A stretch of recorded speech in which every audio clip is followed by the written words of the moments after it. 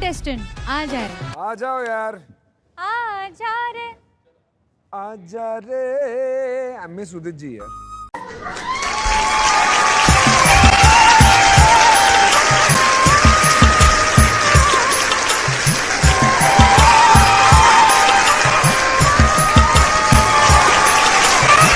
Ram Ram sir, Ram Ram madam. Ram Ram Ram.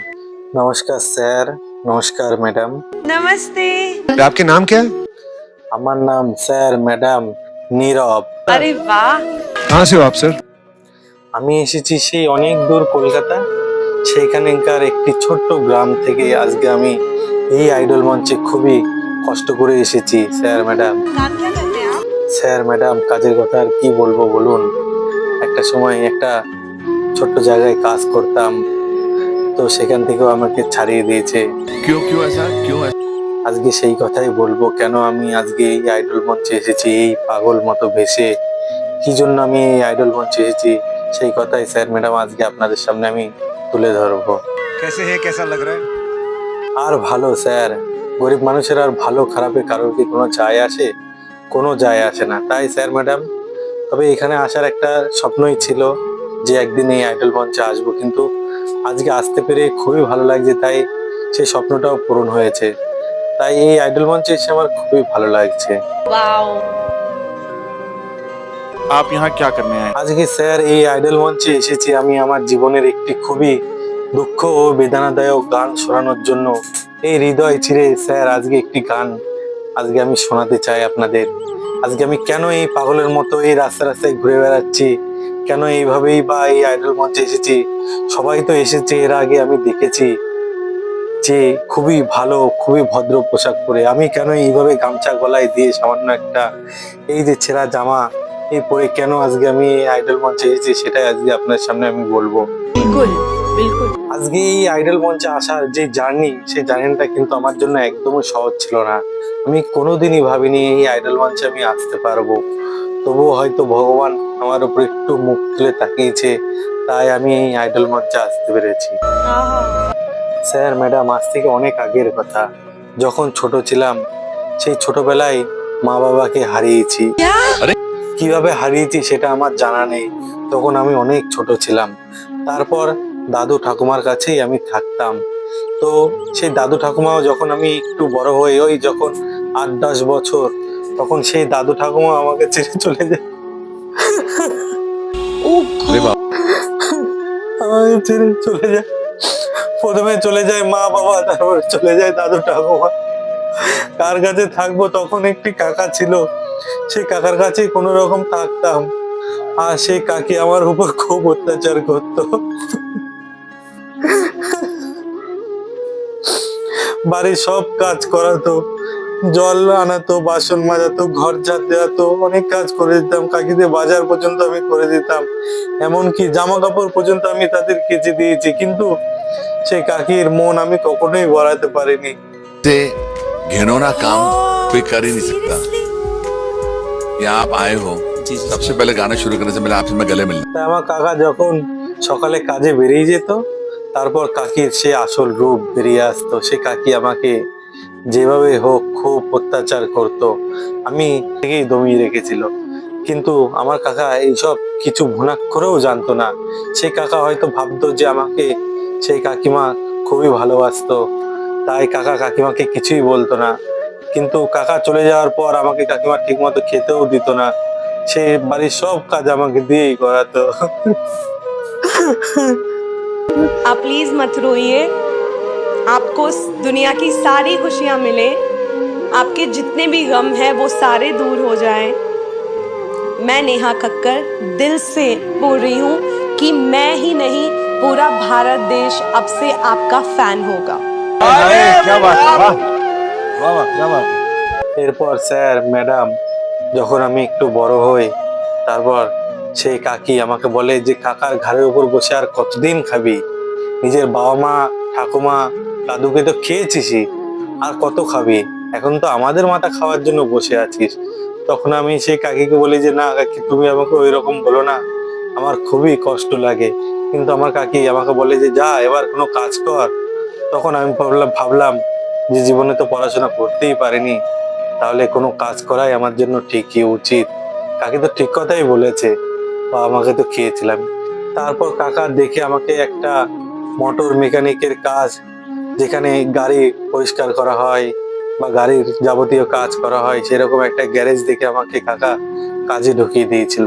সেখানে আমি বেশ ভালোই কাজ করছিলাম। এভাবেও কাকিও বেশ খুশি ছিল, কেননা আমার যে মাসের টাকাটা পেতাম সে টাকাটাও তো কাকি নিয়ে নিত, আমাকে তেমন একটা দিত না। এমনকি হাত খরচার টাকাটাও আমাকে দিত না সেই কাকি। मुझे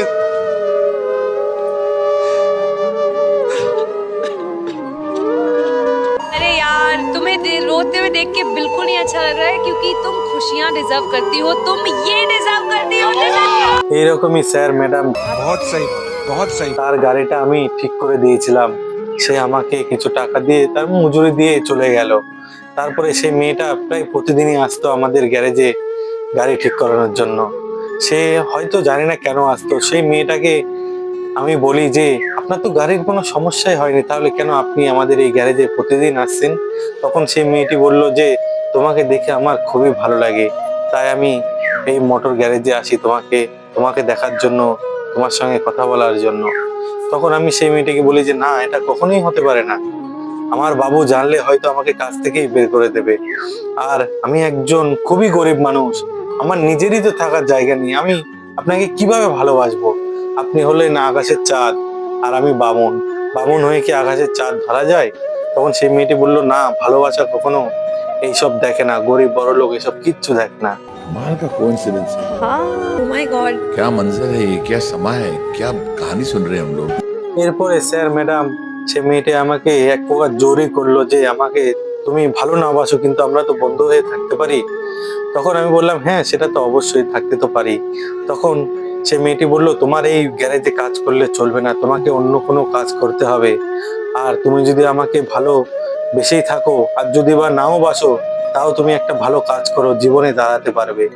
তখন আমি সেই মেয়েটির কথা অনেক চিন্তা ভাবনা করি, আর ভেবে দেখি যে সত্যিই তো, যদি আমি ওই গ্যারেজেই পড়ে থাকি তাহলে আমার কি করে চলবে। তাই সেই মেয়েটি বলল আমি তোমাকে কিছু টাকা দিচ্ছি, তুমি বাইরে কোথাও অন্য জায়গায় কাজে যাও, আস্তে আস্তে নিজের কোনো একটা দোকান দাঁড় করাও, তুমি তো মোটর বাইকের গ্যারেজের সবই কাজ জানো। আমি বললাম হ্যাঁ, সেটা তো আমি অনেকদিন থেকেই করছি। তখন স্যার ম্যাডাম আমি বেরিয়ে পড়ি সেই মেয়েটির কিছু টাকা নিয়ে বাইরে কাজের উদ্দেশ্যে। गाड़ियों मेरे दिल से ये दुआ है कि आपको इस स्थिति में कभी फिर से होना ना पड़े। वाह, क्या बात है। তারপর আমি সেই বাইরে গিয়ে মেয়েটির উদ্দেশ্যে অনেক চিঠি লিখতাম, কিন্তু সেই চিঠির জবাব আমি কখনোই পাইনি। তারপর আমি একটা ছোটখাটো একটা মোটর বাইকের যে গ্যারেজ হয় সেই গ্যারেজ খুলি, সেখানে আমার কাছে কিছু লোকজনও আস্তে আস্তে কাজ করতে লাগলো। এরপর আমি অনেক চিঠি লিখেছিলাম, কিন্তু সেই মেয়েটির আর কোনো খবর আমি পাইনি। তারপর আমি একদিন ঠিক করি যে সেই মেয়েটার বাড়িতে যাই এবং শুনি যে কি হয়েছে, সে কেন আমার সঙ্গে কথা বলা বন্ধ করে দিয়েছে। তার জন্যই তো আজকে আমি এত দূর আসতে পেরেছি। কিন্তু আমি তাদের বাড়িতে যাওয়া মাত্রই তার বাবা বলে যে না, সে এখন এখানে থাকে না, তার বিয়ে হয়ে গেছে। আমার তো শুনে আকাশ ভেঙে পড়লো যে মা বাবা তো একটা সময় ছেড়ে গেল, তারপর দাদু ঠাকুমা তো ছেড়ে চলেই গেল, কাকা কাকিরা ছিল তারা তো সবসময় নিজের স্বার্থের জন্যই আমার সঙ্গে মিশেছে, আমাকে বড় করে তুলেছে। তারপরও যাকে একজন এত ভালোবেসেছিলাম সেও আমাকে ছেড়ে চলে গেল। তারপর আমি তার বাবাকে বলি যে আমি তো তাকে খুবই ভালোবাসতাম। এই কথা শোনার পর তার বাবা কিছু লোকজন ডেকে আমাকে খুব মারধর করলো স্যার ম্যাডাম। अरे रे रे, ऐसा नहीं होगा। क्या बोल रहे हो? আমি কোন রকম তাদের বাড়ি থেকে বেরিয়ে চলে আসি ওই মার খেয়ে তার বাবার কাছে। अरे बाप আমি সেখান থেকে বেরিয়ে এসে মনে মনে চিন্তা করতে থাকি সে মেয়েটি কেন আমার সে একটা চিঠিরও জবাব দেয়নি। সে আমাকে ভালো নাই বাসতো, কিন্তু সে তো আমার অনেক উপকার করেছিল একটা সময়। আমি অনেক খোঁজ লাগাই, তারপরে বুঝতে পারি যে আমার যত চিঠি তার বাবা সে মেয়েটার কাছে কখনো পৌঁছায়নি। সে শুধু সে মেয়েটির কাছে একটাই চিঠি পাঠিয়েছিল, যে বলেছিল যে আমি আর কখনো ফিরবো না, কিন্তু এমন কোনো চিঠি আমি লিখিইনি। সেই মেয়েটির বাবা চালাকি করে সেই চিঠিটি লেখে। এরপর স্যার ম্যাডাম আমি আর সেই মেয়েটিকে কোনোদিনও দেখতে পারিনি, আর তার বাবা আমাকে অপমান করে সেই বাড়ি থেকে বের করে দেয়। এটাই হলো ম্যাডাম আমার জীবনের গল্প। আমি ম্যাডাম তিলে তিলে শেষ হয়ে গেছিলাম একটা সময়, কিন্তু আবার যখন একটু সুখ খুঁজে পেলাম তখন আর আমার সঙ্গে কেউ নেই। কি হবে এত টাকা পয়সার বলুন, যদি জীবনে কোনো শখ আহ্লাদ পূরণ করতে নাই পারি।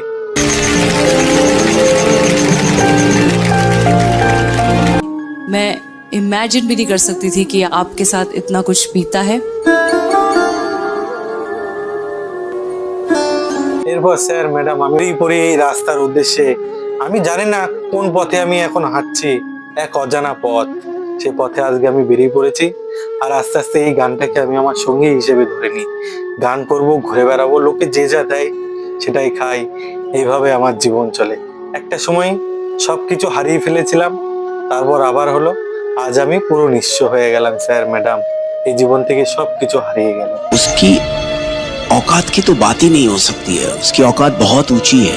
जाति धर्म के नाम पर आज भी हमारे समाज में कुछ लोगों को उपेक्षित किया जाता है, जो कि हमारे इस विकसित समाज का एक कड़वा सच है। और इंडियन आइडल ऐसी मानसिकता का विरोध। তো স্যার ম্যাডাম আর কি বলবো বলুন, এই ছিল আমার জীবনের ছোট্ট একটা গল্প, আর কিছুই নেই।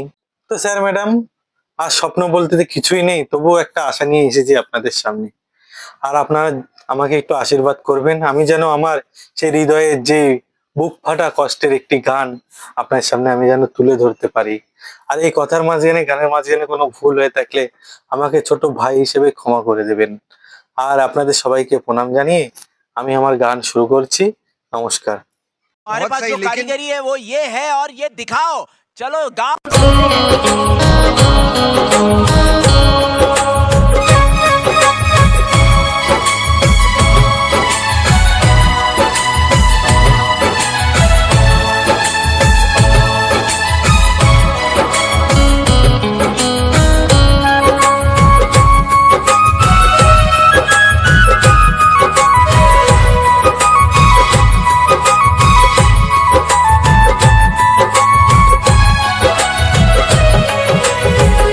তোর কথা বারে বারে মনে পড়ে, থাকবো কেমনে ভুলে আমি তোরে।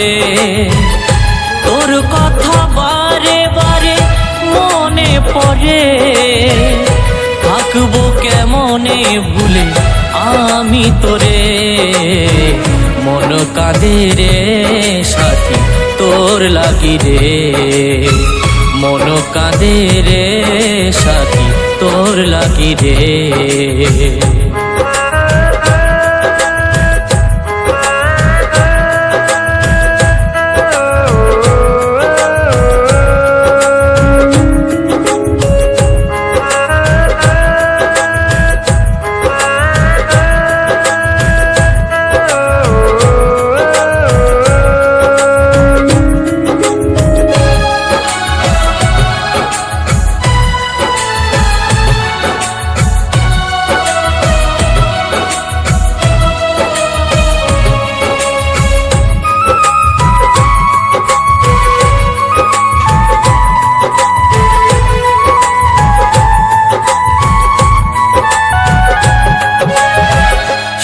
নামে হতাশা ভরে আছে অন্তর, আমাকে ভুলে তুই বাঁধিলি সুখে ঘর।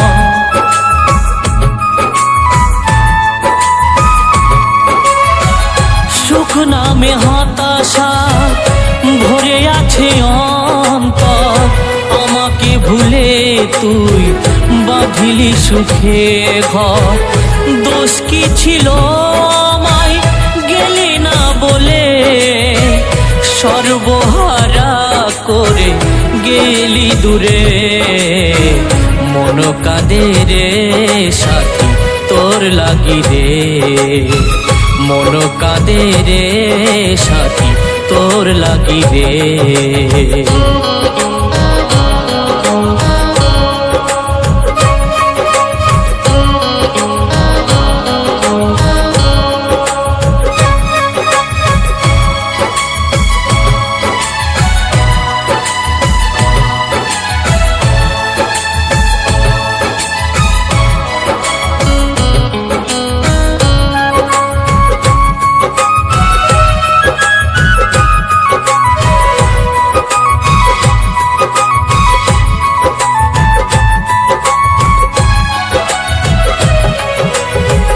ভেঙে দিলি এই মন স্বপ্ন দেখিয়ে, বেদনার ঝরে না ঝরে দু চোখি দিয়ে।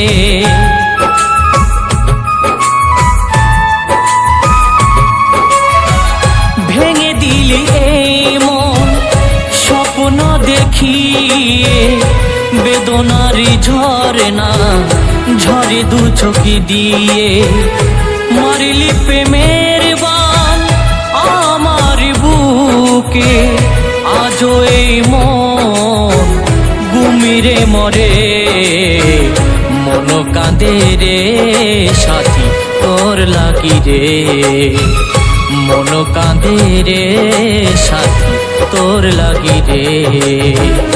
তোর কথা বারে বারে মনে পড়ে, থাকবো কেমনে ভুলে আমি তোরে। মন কাঁদে রে সাথী তোর লাগি রে, মন কাঁদে রে সাথী তোর লাগি রে, মন কাঁদে রে সাথী তোর লাগি রে।